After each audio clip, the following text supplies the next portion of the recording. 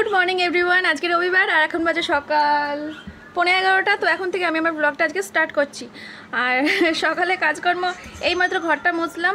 ঘরটা এখন প্রচণ্ড ভেজা, একদম দুটো ঘরই ভেজা।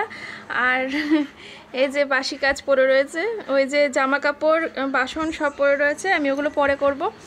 আর আমি একজন কাজের দিদি রেখেছি, সব কাজ করে দেবে। তো সে আজকে আসেনি, তো তার জন্য আমাকে আজকে এগুলো করতে হচ্ছে।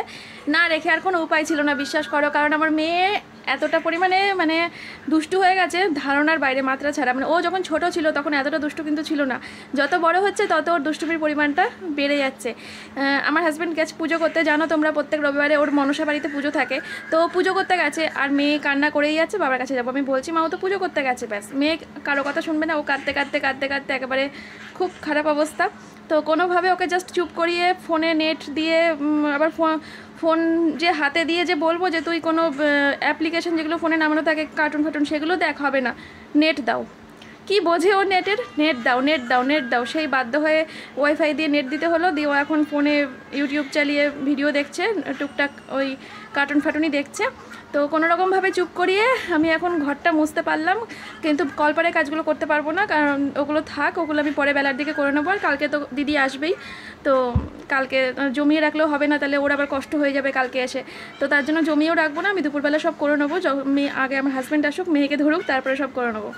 আর এখন আমি যাব রান্নাঘরে।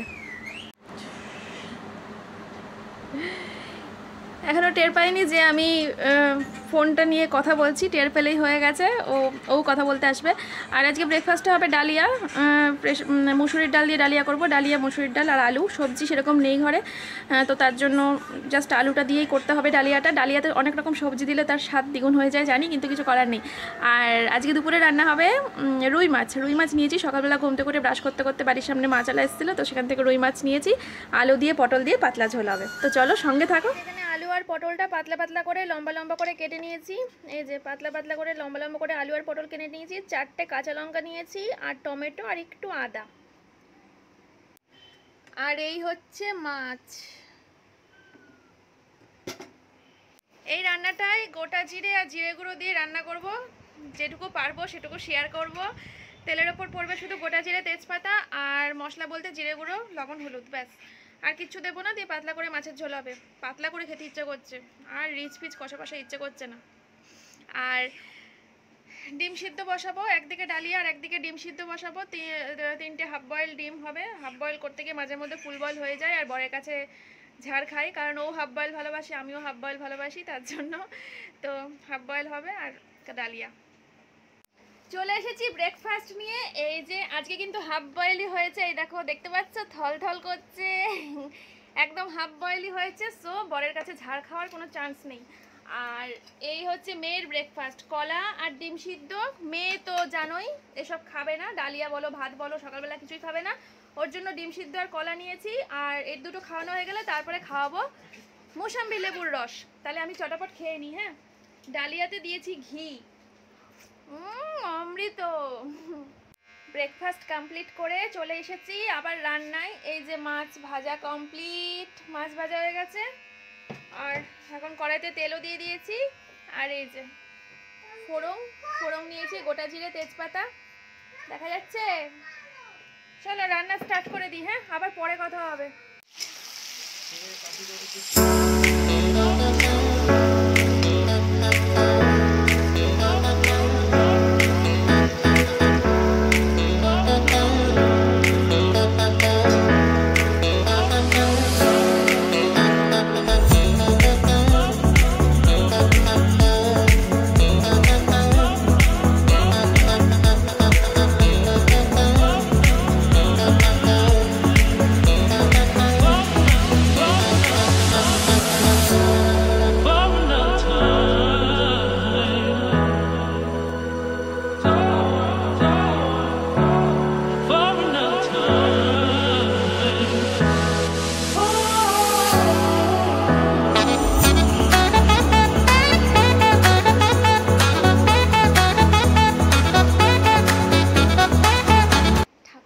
বউ হবার একটা সিক্রেট কি বলো তো?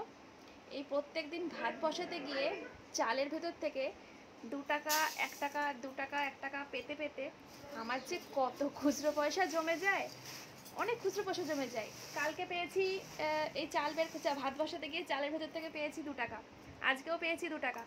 তো জমতে জমতে অনেকগুলো কয়েন হয়ে গেছে।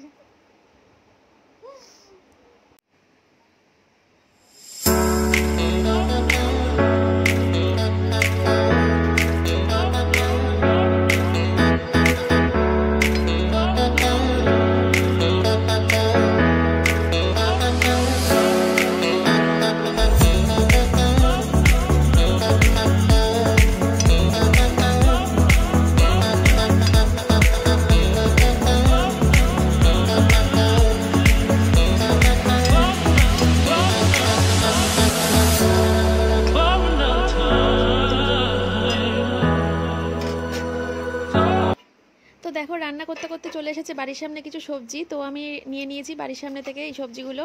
দরকার ছিল একটু ফুলকপির, কারণ ফুলকপি খেতে তো আমার হাজব্যান্ড প্রচণ্ড ভালোবাসে, আর আমার মেয়েও, আর আমি তো ছোটোবেলা থেকেই ফুলকপির পাগল। আর তার সাথে নিয়েছি পেঁয়াজ কলি, কারণ পেঁয়াজ কলি তো আলু দিয়ে ভাজা, আর আদা টমেটো এগুলোর একটু দরকার ছিল। এবার শীতের প্রথম পেঁয়াজ কলি। আমি কেটে নিয়েছি কিছু ফল, এখানে রয়েছে বেদানা আর শসা, খাবে আমার বাবা। আর এখানে নিয়েছি আপেল আর নাশপাতি, খাবে আমার বর।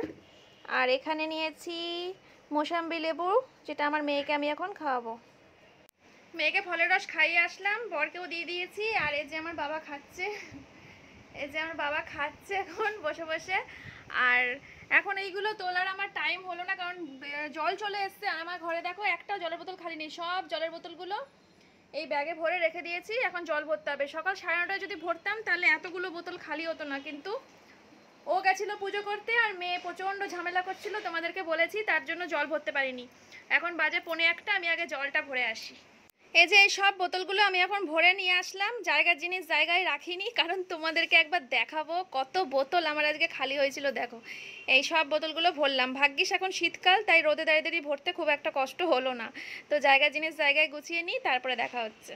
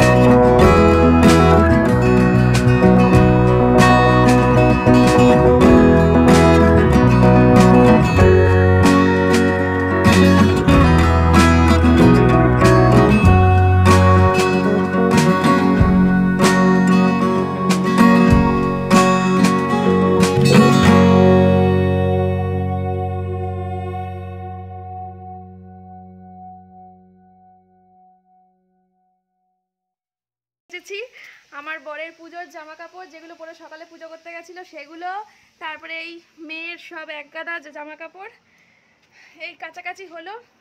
বাসনটা এবার মেজে নেব, বাসনটা মেজে নিয়ে স্নান করে মেয়েকে ভাত খাওয়াতে বসবো, বাবাকে ভাত দেবো, আমরা খাবো। তোমাদের সাথে আবার পরে দেখা হচ্ছে। এই যে কলপার, এই বাসনগুলো মাজবো, মেজে এই বালতিতে জল ভরে দেবো, দুটো বালতিতে জল ভরে দেবো, বাবা স্নান করবে, তারপরে আমি চান করব। হে গাইস, তখন তোমাদেরকে বললাম না যে আমি বাসনটা, বাবারে কি আওয়াজ, শান্তি শান্তি, ওরে বাবারে। তো যেটা বলছিলাম তখন তোমাদেরকে, আমি চলেই যাচ্ছি ঘর থেকে মা, আমি ঘর থেকে বেরিয়ে গিয়ে ব্লগ করছি মা, তুমি চেঁচাও। তখন তোমাদেরকে বললাম যে আমি বাসনটা মেজে নিচ্ছি, নিয়ে তারপরে স্নান করব, কিন্তু সেটা করতে পারিনি, আমাকে বাসন রেখে দিতে হয়েছে, আমি পরে মাজবো।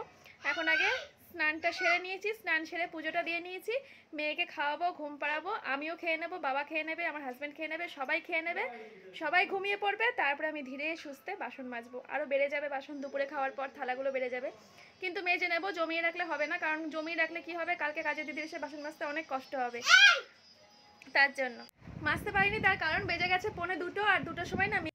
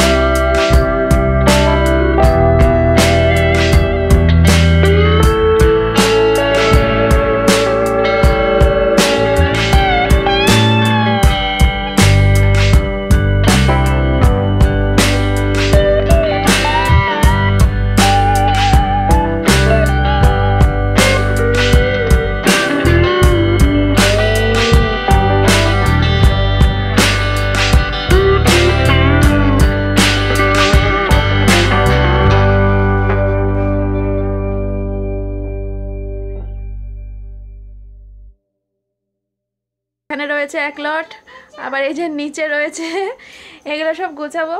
তো যাই হোক, আজকের ভিডিওটা আমি এখানেই শেষ করছি, তোমাদের সাথে আমার দেখা হবে আবার কালকে নতুন ভিডিও নিয়ে, নতুন ব্লগ নিয়ে। আজকের ভিডিও এখানেই শেষ করে দেব, আর কথা বলবো না, কারণ ভিডিও এডিট করতে আমার এখন প্রচুর টাইম লাগবে। তোমরা সবাই ভালো থাকবে, সুস্থ থাকবে, নিজেদের শরীরে খেয়াল রাখবে, সুস্থ থাকবে, ঠিক আছে? আর অল টাইম হ্যাপি থাকবে, সব সময় হাসবে। তোমাদের সাথে কালকে দেখা হচ্ছে, আজকের মতো টাটা।